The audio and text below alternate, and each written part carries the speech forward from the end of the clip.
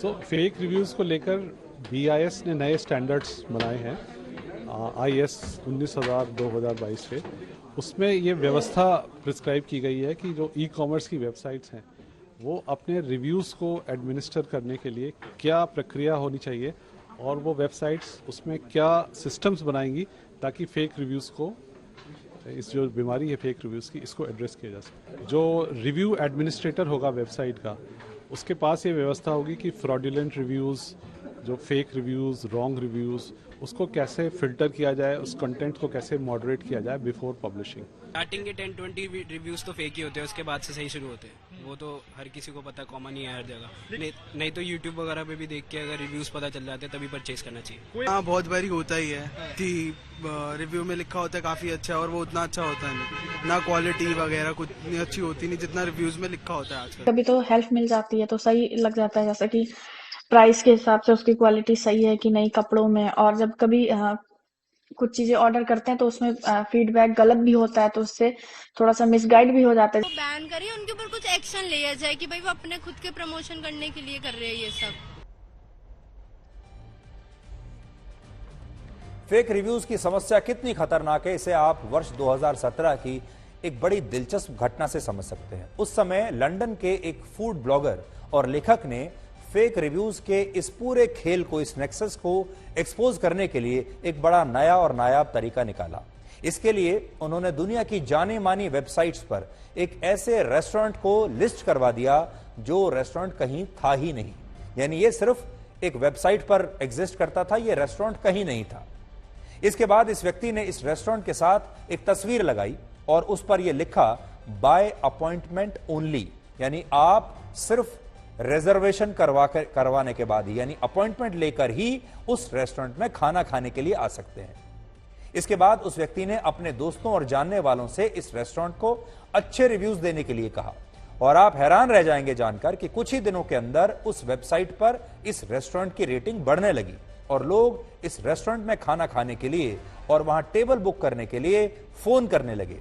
लेकिन इस दौरान यह व्यक्ति ग्राहकों को फोन पर खुद आकर बताता था कि रेस्टोरेंट पहले से ही 1 महीने तक के लिए बुक है। यानी अगर कोई भी ग्राहक फोन कर रहा है तो यह व्यक्ति कहता था कि सारी टेबल बुक्ड हैं और हमारे पास अगले 4 हफ्तों तक की टेबल्स बुक्ड हैं, आप 4 हफ्ते के बाद फोन कीजिए।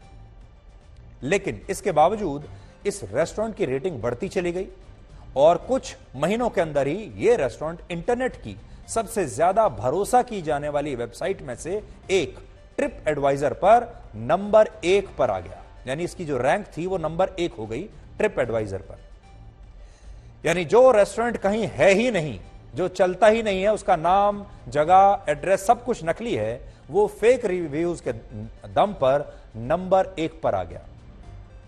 जिस व्यक्ति ने फेक रिव्यूज के इस खेल को एक्सपोज किया, उसने इसके लिए शेविंग क्रीम और कुछ अन्य चीजों को मिलाकर एक डिश बनाई जो कि नकली डिश थी और उसकी एक फोटो खींची जिसे लोग फेक रिव्यूज में शानदार बता रहे थे। ये जो तस्वीर है असल में ये कोई डिश नहीं है, बल्कि इस व्यक्ति ने शेविंग फोम और घर के दूसरे सामान से एक तस्वीर बनाई, उससे इस नकली डिश को बनाकर, और ये क्योंकि ये डिश है ही नहीं तो कोई खाएगा कैसे, और इसी डिश को लोगों ने फेक रिव्यूज के जरिए नंबर 1 पर पहुंचा दिया और यह कहते हुए कि यह डिश बहुत शानदार है।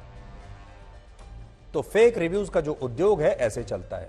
इसीलिए आज हमने बहुत सारे लोगों से बात की। अब इन ऑनलाइन शॉपिंग कंपनीज ने क्या किया है, आप ध्यान से सुनिए। इन्होंने बहुत सारे बड़े स्तर पर लोगों को व्हाट्सएप ग्रुप्स में शामिल कर लिया है। अलग अलग व्हाट्सएप ग्रुप्स बनाए हुए हैं, टेलीग्राम पर ग्रुप्स बनाए हुए हैं। ये अपने विज्ञापन में कहते हैं कि अगर आपको घर बैठे पैसा कमाना है तो इस नंबर पर संपर्क कीजिए। आपके पास सिर्फ एक से ज्यादा सिम कार्ड होने चाहिए और हम आपको बताएंगे कैसे पैसे कमाना है।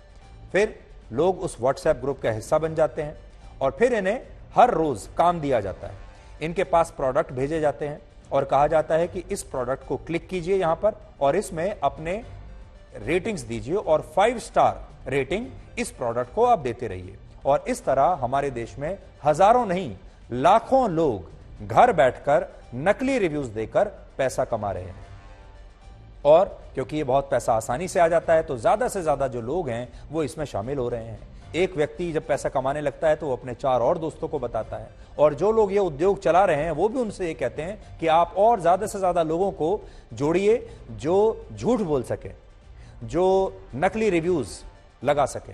और फिर उनसे ये कहा जाता है कि या तो आप पैसा ले लीजिए या फिर आप ये भी कर सकते हैं कि मान लीजिए आपने 1000 रुपए की पहले कोई चीज है जो एक ई शॉपिंग प्लेटफॉर्म पर उपलब्ध है, तो पहले आप 1000 रुपए की उस चीज को खरीद लीजिए अपना पैसा लगाकर, और फिर आपको उसमें से 700 रुपए वापस मिल जाएंगे, यानी 1000 रुपए की चीज आपको 300 रुपए में मिल जाएगी।